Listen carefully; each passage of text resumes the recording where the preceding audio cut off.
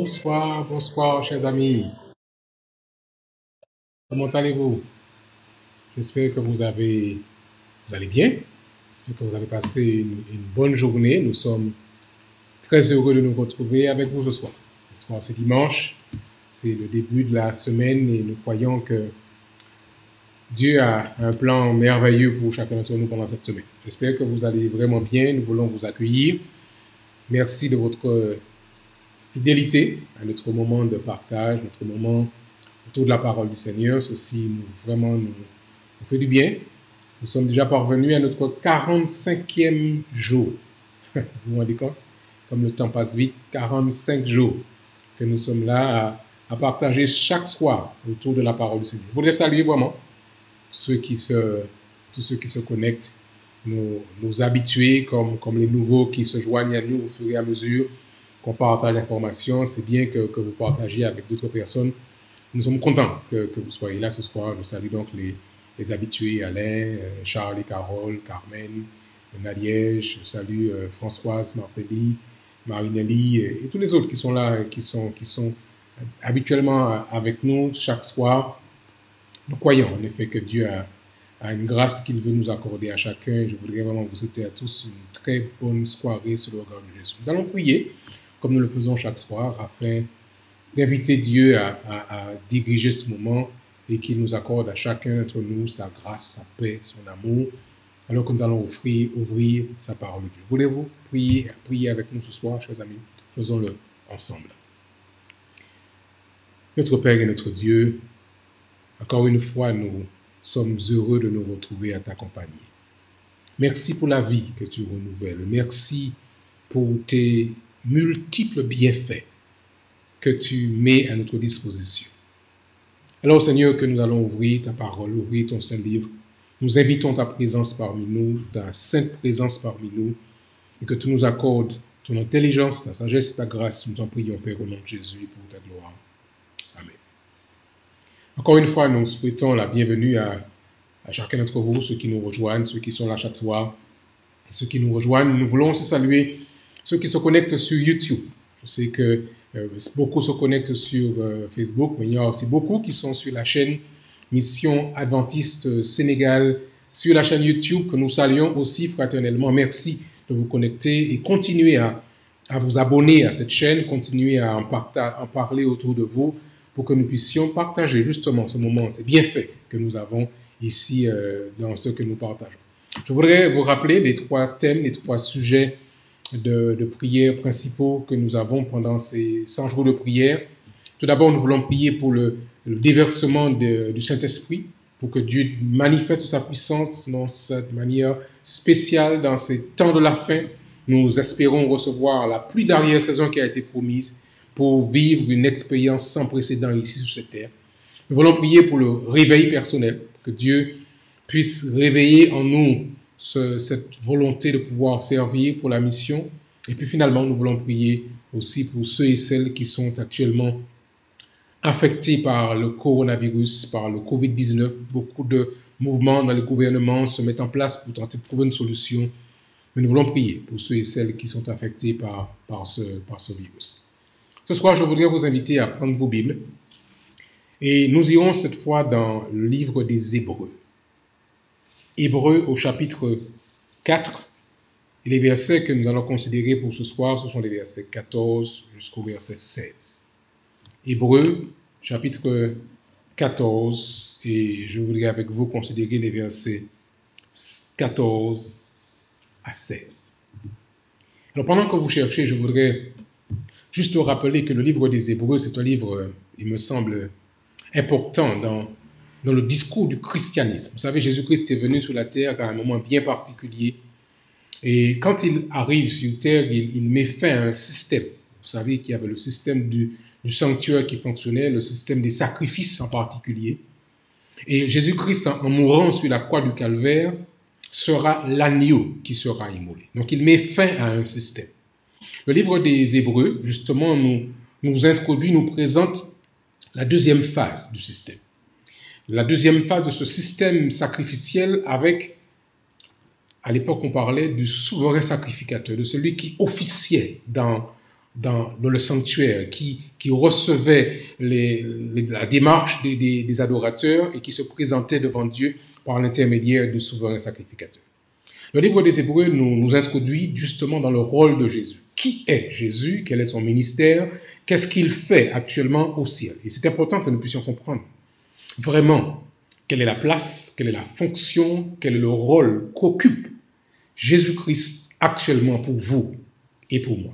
Et le livre des Hébreux, c'est le livre qui nous apporte cette information, qui complète, si vous voulez, le discours biblique et qui nous donne d'avoir une vision complète et globale de la mission de Jésus-Christ. Alors, lisons ensemble, voulez-vous, Hébreux chapitre 4, verset 16 jusqu'au verset 17.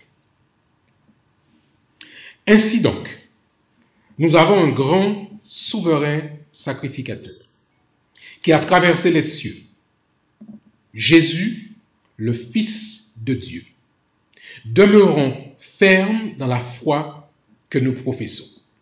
Car, il continue, l'apôtre, car nous n'avons pas un souverain sacrificateur qui ne puisse compatir à nos faiblesses. Au contraire, il a été tenté comme nous en toutes choses, sans commettre de péché. Alors le verset 16 qui termine ce chapitre. Approchons-nous donc avec assurance du trône de la grâce, afin d'obtenir miséricorde et de trouver grâce pour être secourus dans nos besoins. Voici donc le message pour nous ce soir. Chers amis, Jésus-Christ, comme nous le voyons ici, il est celui qui a traversé le ciel et qui officie actuellement en qualité de souverain sacrificateur, celui qui avait pour mission de recevoir les péchés, le sang qui avait été déversé sur l'agneau, qui était présenté jusque dans le lieu très saint. Le texte nous dit maintenant, nous avons, vous et moi, un souverain sacrificateur. Ou en d'autres termes, nous avons un intercesseur, quelqu'un qui intercède en notre faveur. Et ce n'est pas n'importe quel grand souverain sacrificateur qui a traversé les cieux. Le texte dit, celui-là, c'est Jésus, le Fils de Dieu. Et c'est une bonne nouvelle de savoir que nous avons comme intercesseur, comme représentant, Jésus-Christ lui-même. L'un des membres de la divinité qui nous représente lui-même. Nous pouvons donc demeurer fermes dans la foi que nous professons. C'est un élément d'assurance de savoir que Jésus-Christ est celui qui nous représente. Et le texte continue, vous l'avez sous les yeux. Ainsi donc, nous avons un grand souverain sacrificateur, qui a traversé les cieux, Jésus le Fils de Dieu. Demeurons fermes dans la foi que nous professons, car nous n'avons pas un souverain sacrificateur qui ne puisse compatir à nos faiblesses. Au contraire, Jésus, il a été tenté comme nous en toutes choses, par contre, sans commettre de péché. Alors, nous pouvons nous approcher en toute assurance afin d'être sûrs d'obtenir la grâce. La grâce pour le pardon de nos péchés, la grâce pour être secourus dans nos besoins. Cette semaine, le pasteur Ron Clouzet nous invite justement à faire appel à Jésus pour nos besoins urgents. Je crois que, en tant que souverain sacrificateur, nous pouvons nous tourner vers lui sans aucune hésitation, sans aucune difficulté. Et je suis très heureux que nous avons à notre disposition chaque soir, dans notre temps de prière, quelqu'un qui accueille, qui reçoit ces prières, qui reçoit nos requêtes, qui reçoit nos actions de grâce, qui reçoit nos pétitions que nous faisons monter vers lui.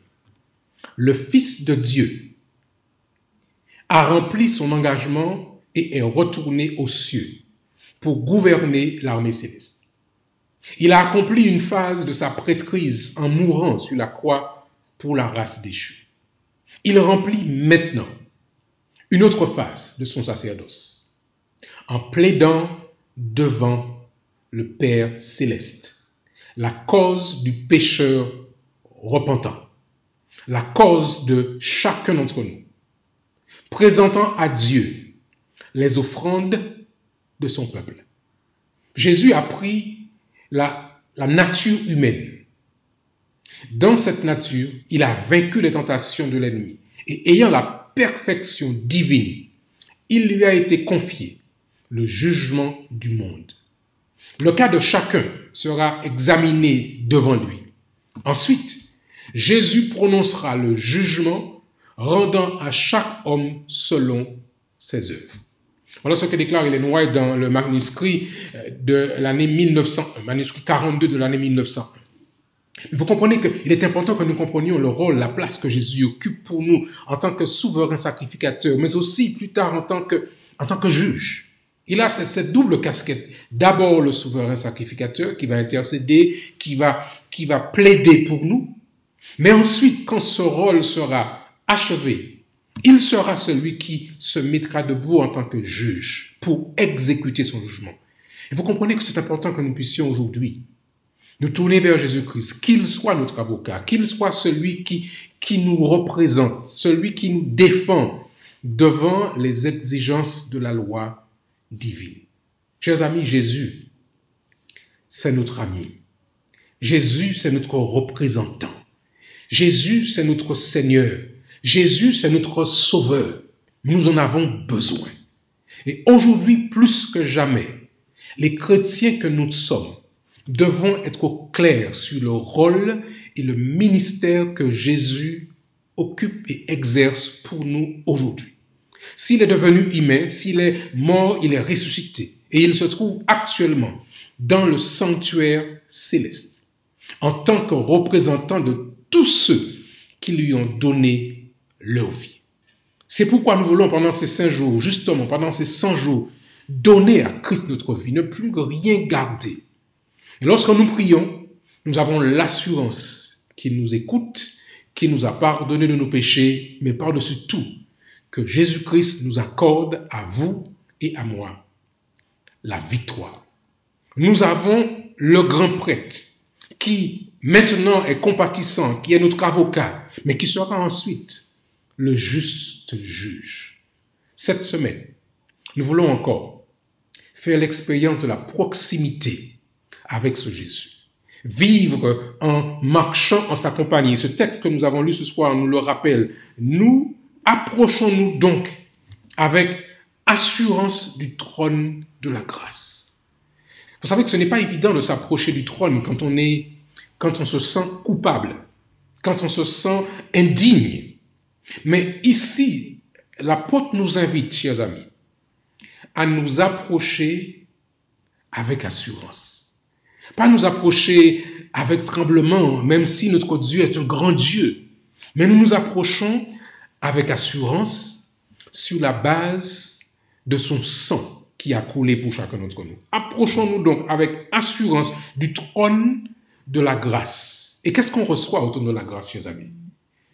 Afin d'obtenir miséricorde et de trouver grâce, afin d'être secouru dans nos besoins, dans tous nos besoins. C'est une bonne nouvelle, pas vrai, que nous partageons avec vous ce soir, de pouvoir s'approcher du trône de la grâce, tout simplement. Et là, nous recevons miséricorde pour être secourus dans nos besoins. Je voudrais vous inviter ce soir encore, chers amis, à vous approcher. Je voudrais nous inviter à nous approcher du trône de la grâce. À ne pas hésiter à le faire parce que le Christ est là, prêt à nous accueillir. Ses bras sont grands ouverts. Parce qu'il nous dit, venez à moi, vous tous qui êtes fatigués et chargés, et je vous donnerai du repos. Plusieurs personnes déjà rendent témoignage pendant ces 100 jours de prière qu'ils font une expérience sans précédent avec Jésus-Christ. Je sais que vous aussi, vous pouvez en témoigner. Que nous vivons quelque chose de spécial avec Jésus qui renouvelle notre force et le courage que nous avons pour affronter le monde difficile dans lequel nous sommes aujourd'hui. Même dans ce temps de coronavirus, Dieu nous rappelle que nous pouvons compter sur lui. Il y a Cheryl M. qui dit « Je remercie Dieu pour les 100 jours de prière qui ont renforcé ma foi en cette période difficile. » Une autre personne du nom de Rose qui déclare « À cause de cette pandémie, notre groupe de discussion sur le pouvoir de la prière est devenu plus vivant. Car nous avons plus de temps, dit-elle, pour prier ensemble virtuellement 5 à 6 fois par jour. » Alors nous nous rencontrons une fois par jour, chaque soir à partir de 19h30. Et nous sommes très heureux de ce que vous soyez là, que vous ayez choisi d'être là et que nous puissions ensemble partager ce moment et nous tourner vers Dieu afin qu'il nous accorde sa grâce et sa miséricorde. Je voudrais que nous puissions prier ce soir. Nous approcher justement avec assurance du trône de la grâce. Prier pour les membres, les personnes qui sont en difficulté, personnes qui sont sans domicile, qui se retrouvent dans la rue, dans toutes les régions du monde, afin que Dieu puisse leur accorder de l'aide et qu'ils trouvent désespérément une solution par rapport dans ce temps de confinement. Nous voulons prier pour les membres d'église qui sont âgés, qui ne peuvent pas se connecter comme nous le faisons. Certains n'ont pas cet accès à l'Internet. Prions pour eux afin qu'ils soient soutenus par leur famille. Soyons nous-mêmes prêts à nous rapprocher d'eux dans la mesure du possible. Priez pour ceux qui ont souffert de difficultés émotionnelles, de dépression, de toutes sortes de crises pendant cette période, parce que la pression était dure, nous pouvons le comprendre. Et nous voulons aussi prier de manière spéciale alors que nous commençons cette semaine pour ceux qui vivent ensemble, ceux qui sont en couple, ceux qui sont mariés et qui sont parfois dans une pression difficile, afin que Dieu puisse apaiser ces conflits, ces difficultés, que la guérison soit rétablie, que la paix soit rétablie et que l'humilité des uns et des autres permette de pouvoir se parler. Nous voulons vraiment, chers amis, inviter Dieu parmi nous ce soir et lui confier chaque personne présente ce soir, chaque famille représentée, chacun d'entre vous, sans exception, parce que nous avons l'assurance que notre Dieu est là, prêt à nous entendre, prêt à nous exaucer. J'aimerais que nous puissions prier. Voulez-vous prier avec moi ce soir? Je vous invite à vous joindre avec moi ensemble. Mettons-nous ensemble et approchons-nous en famille, en groupe, autour du trône de la grâce. Et préparons-nous, chers amis, à recevoir le pardon, la guérison que le Christ est prêt à nous offrir gratuitement. Prions ensemble, voulez-vous? Notre Père et notre Dieu, nous venons vers toi. C'est toi qui nous invites, qui nous dis approchons-nous, approchez. Nous nous étions tenus à distance parce que nous nous sentions indignes. Mais tu nous dis, Seigneur, approchez-vous du trône de la grâce afin de recevoir miséricorde. Seigneur, merci pour cette miséricorde que tu nous accordes. Nous reconnaissons que nous sommes pécheurs, mais nous savons que tu nous dis ce soir que tu es prêt à prendre nos péchés, à les expier et à les remplacer par ton pardon, par ta grâce et ta miséricorde. Seigneur, merci de ton sacrifice sur la croix du Calvaire. Merci d'être celui qui a accepté d'être l'agneau immolé à notre place. Nous méritons la mort. Le salaire du péché, c'est la mort. Et nous savons que nous méritons la mort. Mais tu as accepté de mourir à notre place. Ton sang, tu le présentes dans le lieu très saint. Et tu demandes au Père de nous accorder la grâce et le pardon par les mérites de ton sang. Seigneur, merci pour cette grâce que tu nous fais, une grâce imméritée. Merci pour cette miséricorde. Et alors que nous commençons cette semaine, remplis-nous de la joie de ce que nous ayons été pardonnés par Jésus-Christ. Remplis-nous de cette assurance que tu nous donnes d'être des enfants nouveau-nés par ton amour et par ta grâce. Et alors que nous allons vivre chaque jour de cette semaine, que nous puissions partager autour de nous ces bienfaits que tu as bien voulu nous accorder à tous gratuitement. Garde-nous dans ta paix. Garde-nous dans ton amour. Garde-nous, Seigneur, dans l'assurance de cette relation renouvelée avec toi. C'est au nom de Jésus, notre souverain sacrificateur, notre Seigneur et notre Sauveur, que nous te prions, et pour ta gloire et ta gloire seule. Amen. Amen. Chers amis, nous voulons vraiment vous remercier d'avoir passé ce temps en notre compagnie. Nous voulons surtout remercier Dieu, notre grand frère, pour nous avoir accordé ce pardon dont nous avons tant besoin pour pouvoir accéder au trône de la grâce. Merci Seigneur. Que Dieu vous bénisse, qu'il vous accorde à tous une très très bonne soirée, qu'il vous accompagne chacun, qu'il veille sur nous, qu'il continue à prendre soin de ceux qui sont malades, ceux qui sont en difficulté, ceux qui souffrent. Et rappelons-nous d'une chose, nous avons un souverain sacrificateur. sur qui nous pouvons compter. Bonsoir à tous et rendez-vous à demain soir, Dieu voulant, 19h30 sur cette même plateforme pour partager ensemble un moment de réconfort autour de la parole du Seigneur. Bonsoir à tous et que Dieu vous bénisse tous.